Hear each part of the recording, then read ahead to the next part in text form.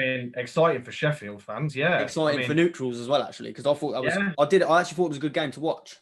I did think it was a good game decent. to watch. It was all right. Like it was. I mean, taking myself away as being a United fan, I mean, I can understand why people would enjoy it because it was like decent to watch in like some aspects, but it's one of those, mate. Like People didn't. love an underdog story, don't they? But yeah, obviously, Yeah. if you haven't And seen to be it, honest, go pardon. on.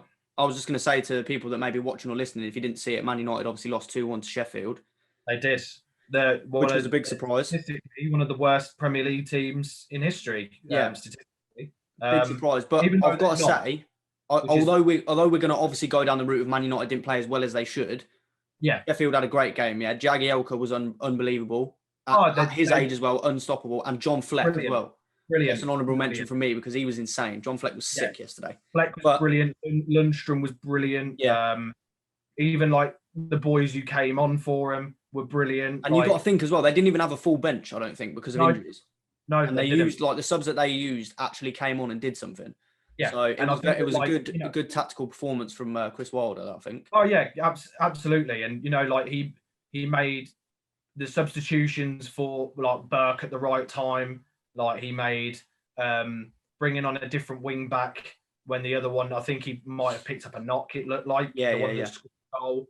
But no, fair play to him, mate. Like to be honest, at the start of the day, even my missus said I'm not confident about United game. And I said I don't blame you, me neither, because Sheffield are a weird team. Yeah, they statistically have been one of the worst Premier League sides like in history, but they're not really. They've still got a bit of bite about them, and they can still turn a game into some. Don't get me wrong, some games this season they've looked pathetic. They've looked absolutely pathetic. But then there's other games that I've thought they're unlucky to come away from a loss from that.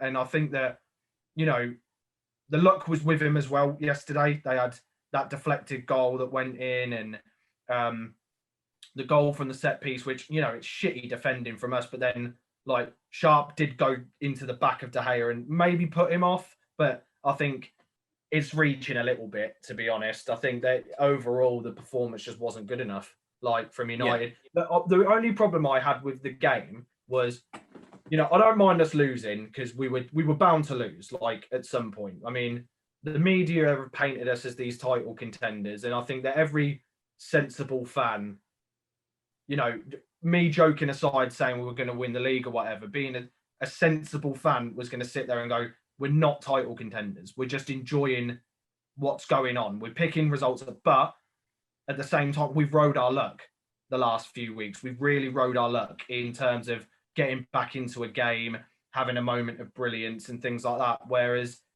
you know, the game yesterday, there was nowhere to hide. It was everyone had a piss poor game, apart from probably bar Maguire and maybe Pogba. I think Pogba did play really well, actually.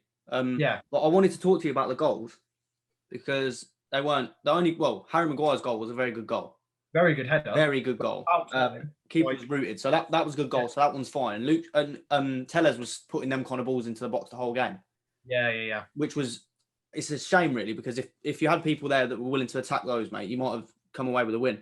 But yeah, the two goals, obviously, they should have been some sort of intervention there from VAR, I think, because we'll go on to why there wasn't. But I feel like if you give one, you can't give. Or if you give one, you got to give the other. So Ollie said himself, he said that, but like, he actually said that Billy Sharp's was a foul and Harry Maguire's wasn't a foul. Yeah. But obviously he's going to say that. But I think if you give one, you've got to give the other. So because whether Billy Sharp's was intentional or not, he has put De Gea off. Well, when you look at the replay, everyone was saying Matic pushed him, but he didn't. Billy Sharp runs in, and as he runs in, he turns himself and he goes and barges De Gea in the back. That's a foul. It's a foul. But Maguire looks up for the ball and just doesn't even jump. He just stands there to try and like flick his header that way. So he doesn't jump or contest. And the keeper catches it and then drops it. I think the difference is that De Gea is not aware of Billy Sharp. No. So when he goes up, he's literally just looking at the ball and Billy Sharp's behind him. But Ramsdale jumps up over the top of Harry Maguire. Yeah. So he's trying to draw a foul. So I think maybe that's where the ref called it. But apparently VAR didn't intervene because the ref blew his whistle. So another possible inconsistency with VAR because go on. No, that's what I was going to say, and that's the thing that I think people have a right gripe about VAR about, is that, you know, we've said this loads of times, but it is the inconsistencies. It's if VAR think it, and this is why it needs clear rules, because if VAR look at that and they're checking everything, and the ref's already blown his whistle and stuff, VAR can go, hang on, wait there. We think it's a foul. Go look at the monitor quickly. Or we've just seen this, and we're just telling you that we've seen it. We think it's whatever, but if you want to play on and whatever, play on. That's fine. But we're just telling you that's what it is. And then he can go, right, okay, let me go over and have a look. Like, the weird thing about that is, though, don't they get involved when the referee makes a decision? So, like, if the ref blows for a foul and gives a yellow card, they can go, hold on a minute, we think that might be a red. You should check that. Yeah. So why is it different for a goal? And that's what I mean. It's the inconsistent, and it's also, if you look at City's last 3 goals, some of the I think it's the last 3 games, there has been something that's gone on with an offside, and they've changed the rules after they've got the win. How is that fair? So they've technically picked up 6, 7, 8, 9 points because of VAR decisions potentially, but that's not being spoken about, and the law is now being changed because those mistakes are happening. So why? Like, I don't, and this is the point, it's these stupid little inconsistencies that are pissing people off. But to be honest, VAR discussions aside, it wasn't good enough. Like, the performance just was not good enough. No one turned up. No one looked like they had a bite about them to go, right, City have won their game. They're a point above us. Let's go for it. And Bruno had a piss poor game. He did. He was not in the game at all. I was going to talk to you about that. That's one of the worst performances I've probably seen him play. But at least when he lost the ball, he chased back. Only person that did. There was one point where it summed up the whole game for me, really, where I think Baldock had the ball on the right-hand side, up near your corner flag. Yeah. About 3 Man United men on him, and he just ran through the middle of them. Yeah. Like they were standing him up, and then he kind of like checked back, and then he just went, oh, all right, then I'll just run through if you just stand there. But then even like Burke's goal, it literally was fucking, why De Gea didn't just boot his fucking foot through it and go for a throw instead of just passing it into a gap is beyond me. That's one. 2 is they literally did the same thing twice in the space of like 5 seconds, where the guy got it on the right and cut it back. Burke had a shot, failed, went back out to the right again, played it back to Burke. He had a shot, deflected, goal. Not one single player charged that down to try and clear it. And this is like my gripe a little bit with the performance, was like, there's only certain people in the team that are trying. And if you're being dubbed as title contenders, even though you don't feel like you are, you're like near top of the league. You should be putting in this effort and this thing to like push on with stuff. And Martial had a poor game, and how he wasn't hooked off at half time is beyond me. I don't know how he's still in the team.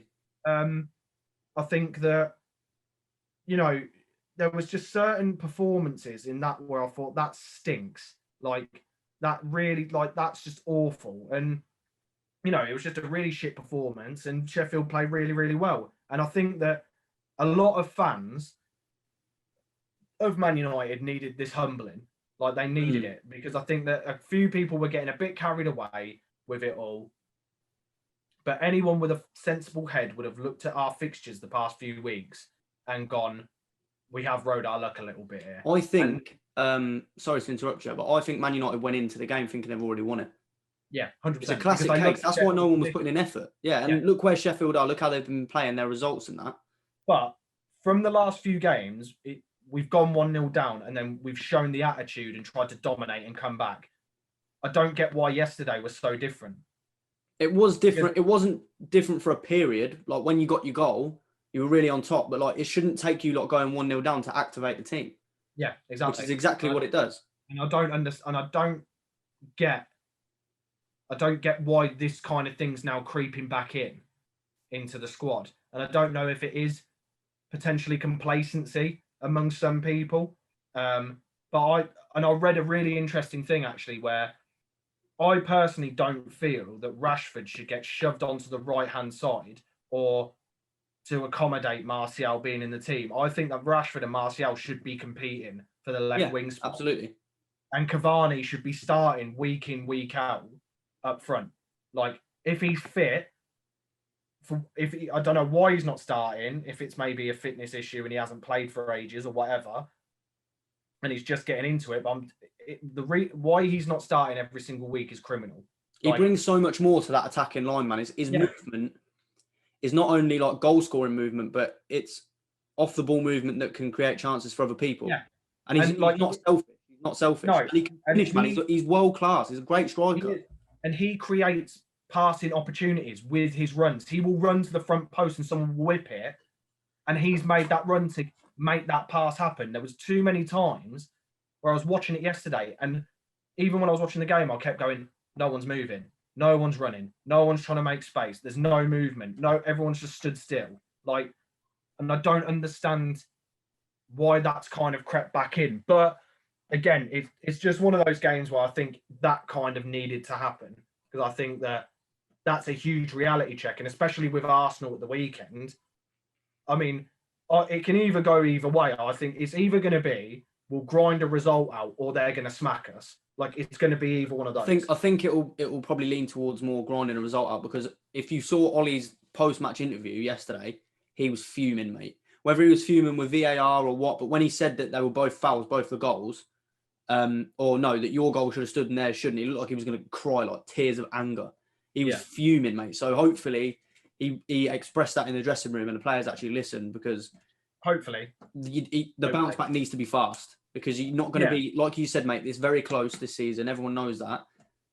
You can't rely on other people's results. You have to go and get your own. There's no time to sit and feel sorry for yourself and then start posting on social media of, we'll do better, and like, no, go and show it then. Next game, like, big tough game, go and show it. Because then if they don't, then it's going to be a bit of, you've lost 2 on the bounce now, you're going to have to try and win another one, like, kind of thing. Especially with people that are chasing the pack and picking results up.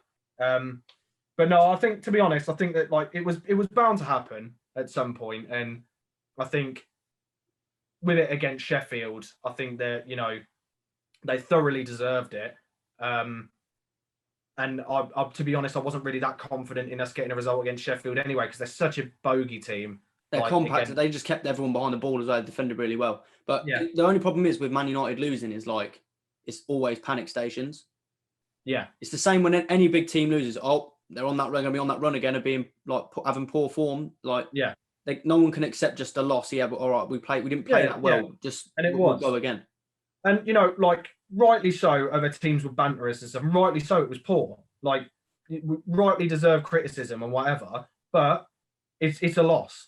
It's the first loss in however long. Like, it's fine. Like, we're allowed. You even said you've been the most consistent team for the last few months. Yeah. So it's going to happen at some. It's happened to Liverpool, but Liverpool just had a longer run of success before it happened. But how do you feel about Axel's? Poor, really poor. I really rate him. I think he's got all the attributes to be a top centre half. I just personally think that's just a bit of rust, to be honest. He didn't look comfortable. Yeah, it just looked really odd. He didn't look. I did think, like, when I was watching it, I thought he just looks like he's just doing the easy stuff. Yeah, and not to try and stay, like, in a bit of a safety net.